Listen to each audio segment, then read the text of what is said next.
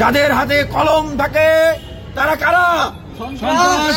আবারও অস্ত্রের ঝনঝনানি বিশ্ববিদ্যালয় কলেজগুলোতে আবারও অস্ত্রের মহড়া শুরু করে দিয়েছে একটি ছাত্র সংগঠন। সমগ্র বাংলাদেশের এই মুক্তিকামী গণতন্ত্রকামী ছাত্ররা যে ফ্যাসিবাদী ছাত্রলীগকে বিতাড়িত করেছে, রক্ত দিয়েছে, জীবন দিয়েছে, আবু সাইদ মুগ্ধরা শহীদ হয়েছে, এখনো হাসপাতালের বেডে অকাতরে কাতরাচ্ছে আমাদের ভাই বোনেরা। কেন ছাত্র ভাই বোনেরা কেন জীবন দিয়েছে, কেন তারা কাতরাচ্ছে?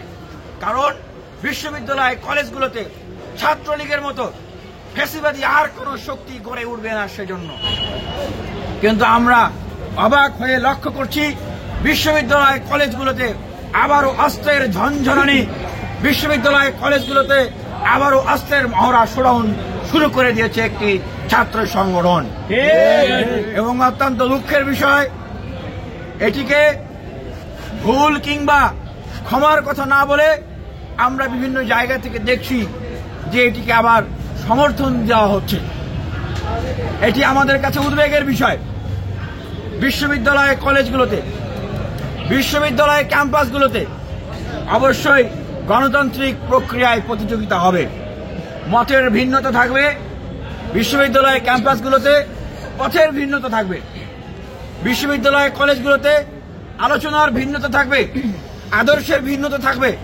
কিন্তু অবশ্যই যারা ৭১-এর মহান মুক্তিযুদ্ধকে বুকে ধারণ করে সাম্য, মানবিক মর্যাদা এবং সামাজিক ন্যায় বিচারের বাংলাদেশকে প্রতিষ্ঠা করার জন্য কাজ করছে, যারা এই ২৪-এর গণ অভ্যুত্থানে শহীদদের চেতনাকে ধারণ করে, যারা এই ২৪-এ গণ অভ্যুত্থানে আহতদের চেতনাকে ধারণ করে, তারা কোনোভাবে বিশ্ববিদ্যালয় ক্যাম্পাসে অস্ত্র হাতে তুলে নিতে পারে না।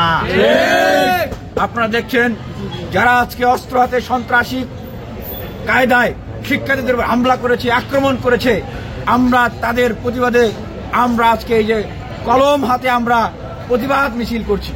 ছাত্র অধিকার পরিষদ আজকে কলম হাতে প্রতিবাদ মিছিল করছে।